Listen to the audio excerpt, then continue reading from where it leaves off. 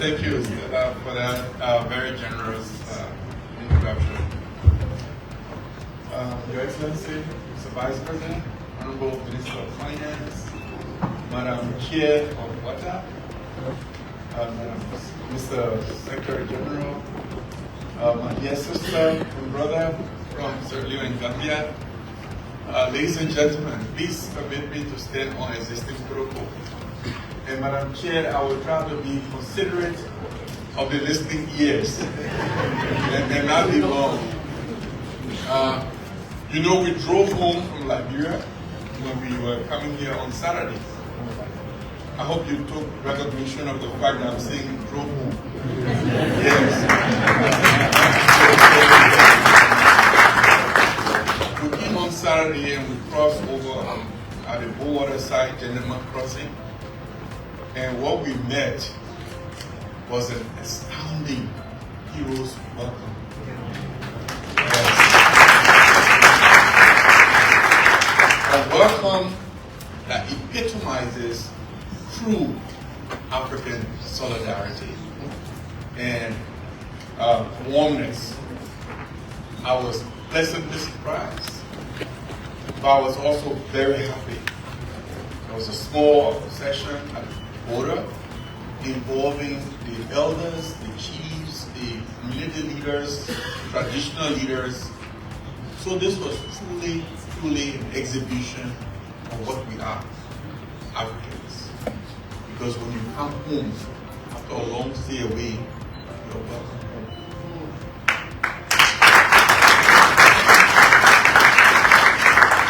So let me start off by thanking my dear sister, Jennifer, for that very warm welcome of her brother.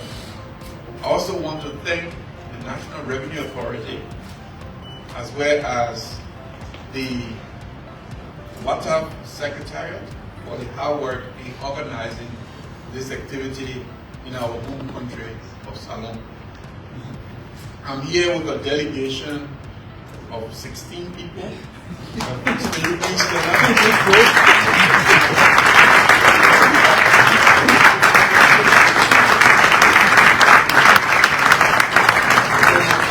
Customs is here.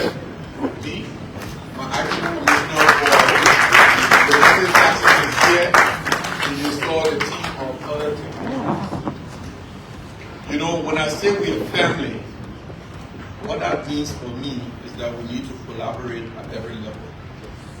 In a family, the person who has strength in one area should help those who may not have similar strength, and vice versa. So we have been working with our sister authorities around the sub-region. We work with Gambia, we work with Sierra Leone, you know, where we exchange knowledge and ideas both ways. So I thought, since this conference is happening at home, it would be good to come with an entourage that will then get connected with their counterparts at a technical level here in Sierra Leone. So I'm hoping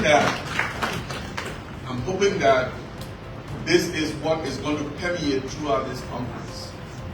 Because we CGs, we meet often, but the technicians don't have the opportunity to meet and interact often. And I really believe that there is a power in soft and cross-border collaboration.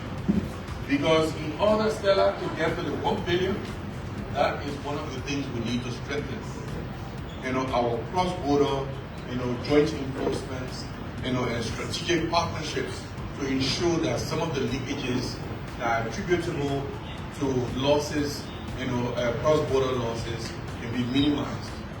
And this is where we're getting. So we want to thank all of you. We look forward to the engagements that are going to follow.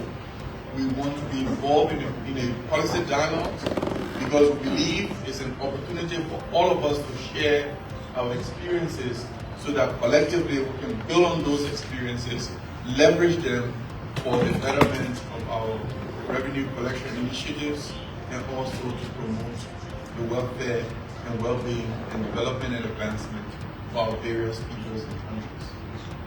I'd just like to talk to you a bit on what my colleague CG from Gambia mentioned here.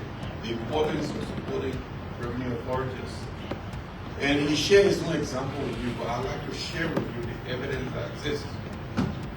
Recent McKinsey studies show that for every dollar invested in a revenue authority, there's a 30-fold multiplying effect. So what this means for countries and governments is actually that investing in revenue authorities is an investment case. Because for every $100,000 you invest, you're going to get, 30 times that amount, $3 million. So think about it. Where else do you want to invest your money? And there was a time when many of our countries were reliant on, OOTA, external support. But we all know that that space is drying up because of the geopolitical situations around the country, decisions that are coming from certain parts of the world, changes from, aid to other things. It is shrinking that space. So I agree with my brother and the previous speakers that we must look internally. We must look within. We must strengthen our capacities to be able to collect the domestic resources at our disposal and close up the leakages. And to do that, it's important for our various governments to invest in our respective authorities to ensure that we'll be able to make the move. Since the donor space is shrinking, we have to rely on internal resources, internal mobilization of domestic revenue. To do that, the investment has to be in the revenue authority. Like I said, for each dollar invested, the evidence shows that you will get $30 more. So it has a 30 times multiplier effect. Now, whoever has money to invest, who doesn't want that kind of opportunity? Every government is looking for a way to be able to do more social projects, do more infrastructure projects, do more developmental projects in general. But to do that, you need a fiscal space. And a fiscal space that the Minister of Finance so desperately needs, and for which they get all the pressures that they get on the expenditure side, has to be supported by the collections, of the revenue side. And to do that, that investment. And the evidence that abounds is not only with our colleague from the Gambia, but it abounds everywhere. All governments that have taken the approach of investing heavily in their various revenue authorities have seen the dividends in terms of growth in revenue. So this is and evidence is clear as daylight. It is now incumbent on all of us, especially those in the policy-making space, in the political leadership, to take seize of this glaring evidence and invest in authorities so that we can accelerate our continent's development. Refuse to accept that we are poor on this continent, and especially in this sub-region, we are not poor. We are so heavily endowed. Our problem is that we've not managed to line our ducks properly. And we need to do that, especially in the face of the overwhelming evidence that's available. So I'm looking forward to the engagements today and subsequent days for the rest of this meeting, so that we can engage on this subject matter and be able to share our experiences and leverage, these shared experiences to move our countries and people's. Thank you.